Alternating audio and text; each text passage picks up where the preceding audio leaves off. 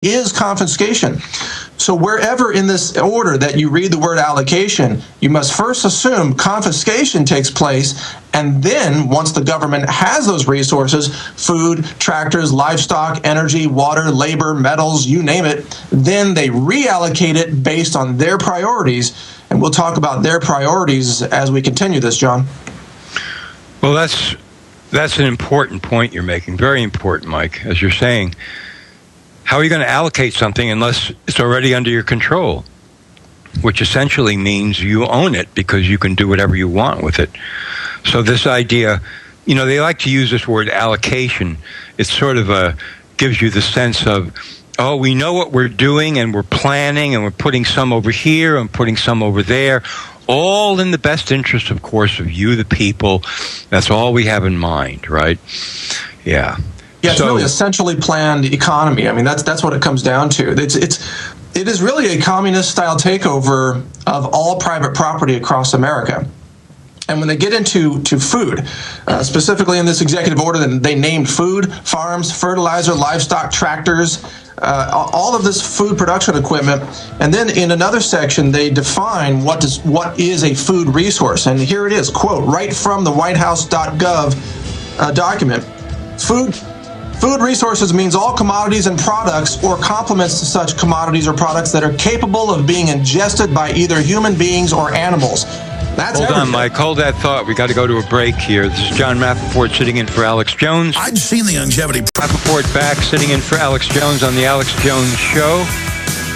We're rounding the far turn. We're coming into the last half hour plus here with Mike Adams, the health ranger. And Mike, you were talking about being able to understand the language in these executive orders and, pronouncements from the White House and how this is shaping what really is happening in America. So please continue. This is fascinating. Yeah, we're going through the language and the definitions so that everybody really understands just what a big power grab this is, this executive order that was issued by President Obama just a few days ago. We covered the food resources definition before the break there. There's one more sentence that's important there, because in this order it states, and again, this is posted on whitehouse.gov. This isn't some made-up thing. This is right there out in the open. As Alex said, it's hidden in plain view. The words say, quote, food resources also means potable water packaged in commercially marketable containers, all starches, sugars, vegetable and animal or marine fats and oils, seeds, cotton, hemp, and flax fiber. So this... Wow. Federal government... Okay, we lost Mike there for a second. He was about to say the incredible extent here, I think he mentioned even hemp, of control by the government over all of these resources. When they say food, they mean anything that you could possibly ingest or could be considered a food or supports food industry. Allocation becomes absolute control. And that's what's happening here. We're going to try to bring Mike back, but we're going to continue in the meantime. Oh, Mike, you back? Yeah, I'm back. It's a little glitchy Good. today. Continuing with energy, this executive order also claims total control over all forms of energy in the country, including solid fuels, petroleum, gas, coal, solar, and wind. So everybody out there who has a solar system, you think you own it. No, you don't. The federal government owns it. Obama just seized control or asserted control over your solar system, meaning the federal government could come take it at any time if they deem it's necessary for any kind of a national emergency or national defense. And again, that could be from anything. It could be something they make up. They could post something on a message board somewhere and say a terrorist has threatened to, for example, blow up a train station. They could use that as the trigger to say, let's confiscate all power. There goes your solar system. It's not an exaggeration. Yeah, Alex and Paul Watson pointed out a very good distinction, too, in this latest executive order of Obama's, which is there's no difference, really, between war, emergency, and peacetime. That this, allocation, this control, the seizing of everything could take place in either case. We don't have to be at war. It doesn't really matter. It's, as you say, It could be an incident provoked by the powers that be. It could be, a whim. It could be anything. It's just like Obama saying, well, I'm not going to kill anybody, but I have a right to order anybody who's an American citizen be killed. But of course, I wouldn't do it. And then you say, well, why did you pass the law in the first place? Well, we had to or something. It's the law. Once it's an order or it's the law, there are people that are going to stand up and salute this, and that's the important thing. Let's get to stockpiling. Here's another slide. Stockpiling. When the government's stockpiling, that's good. When people are stockpiling, that's bad. So there's another selective system of logic for stockpiling. And in this executive order, it says specifically, Section 202A, it says that the Secretary of Defense oversees the military use of civil transportation stockpiles managed by the Department of Defense and directly related activities. And then it goes in to talk about materials acquired under this executive order. If in the judgment of the Secretary of Defense, isn't that the man who just said the UN runs our nation, as the National Defense Stockpile Manager. So do you understand this? The resources across the country are being grabbed and then controlled by a man who says Congress is essentially null and void and the UN makes the decisions for us. So how does that serve America's interests? You tell me. Panetta recently, of course, said that there was no way that war was going to be declared aggressively by the United States without UN approval, which raised about 20 eyebrows in Washington and millions of eyebrows around the country. Absolutely incredible. And also here, what we're talking about is suggesting at this time, at this crucial time, during a presidential campaign, during an economic deep recession, that we're going to call this wartime, emergency time, control time from above. We're coming down to another break here. This is Jon Rappoport with Mike Adams, who has a lot more for us on the language of the Obama resolutions and pronouncements. Sitting in here for Alex Jones today on The Alex Jones Show. We'll be right back. Jon Rappoport sitting in for Alex Jones on The Alex Jones Show with Mike Adams, the Health Ranger. And Mike, continue to explore the language that's hidden in these Obama declarations about natural resources.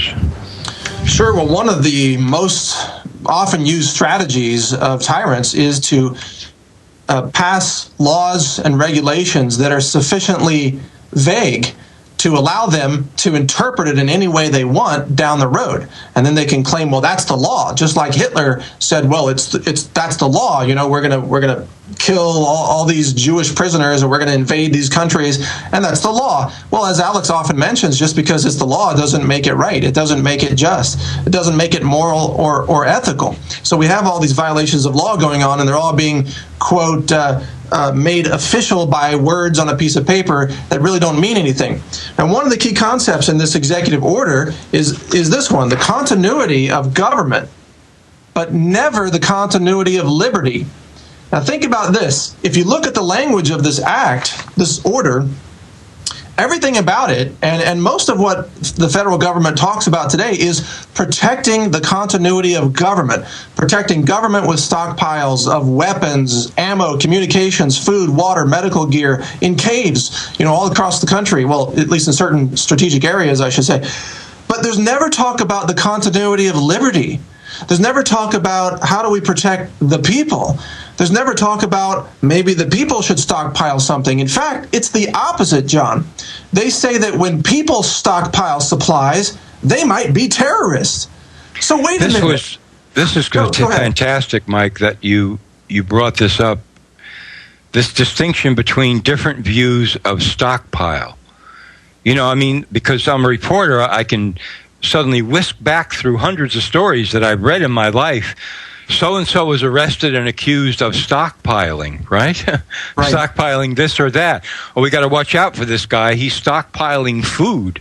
Can you believe it? In his cellar, he's got like 6 months worth of food.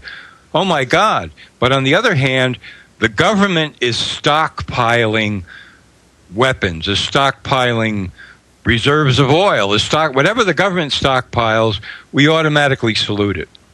Right, and remember the alerts issued by the FBI a couple of weeks ago, which was covered on InfoWars quite extensively, that they said anybody who goes to a military surplus store and buys MREs, and then stockpiles that food, might be a terrorist. It's almost like a Jeff Foxworthy joke. If you do this, you might be a redneck. It's like, if you have a tattoo, you might be a terrorist. If you buy food, you might be a terrorist. In other words, if you do what the government does, you might be a terrorist, but they're not. So, I mean, think about the government. They're stockpiling weapons, ammo, communications gear, medical supplies, resources, all kinds of things. I mean, underground bunkers, underground cities, in fact.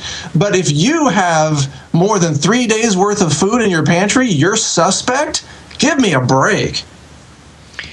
This is part of the same crackdown, I believe, that happened to James Stewart and Rossum. They look around and they're looking, really, if you boil it down, for independence. You know, you can call it whatever you want to.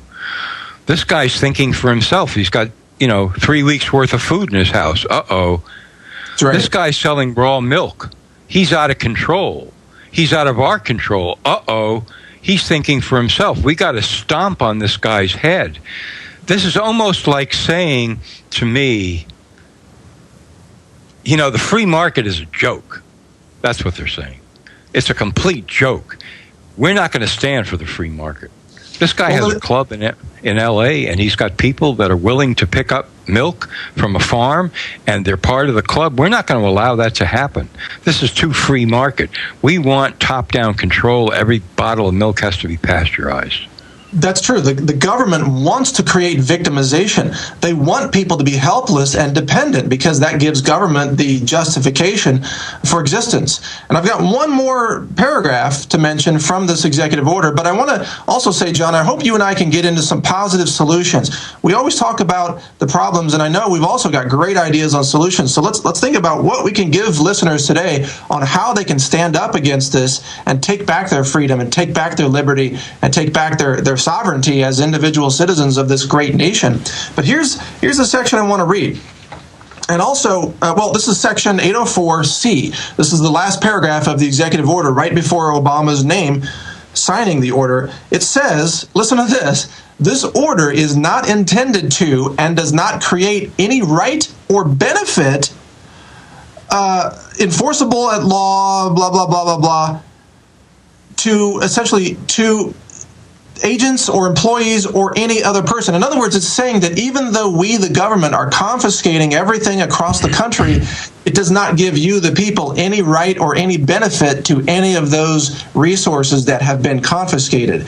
So it's, once again, very clever lawyer language, sufficiently vague, but if you read between the lines, what it really means is we, the government, can come take from you your food, your seeds, your solar panels, your cattle, your tractors, and you don't have any right or any control over any of it. That's exactly what this executive order states, and it can be initiated or triggered by any statement. It could be a press conference at the White House.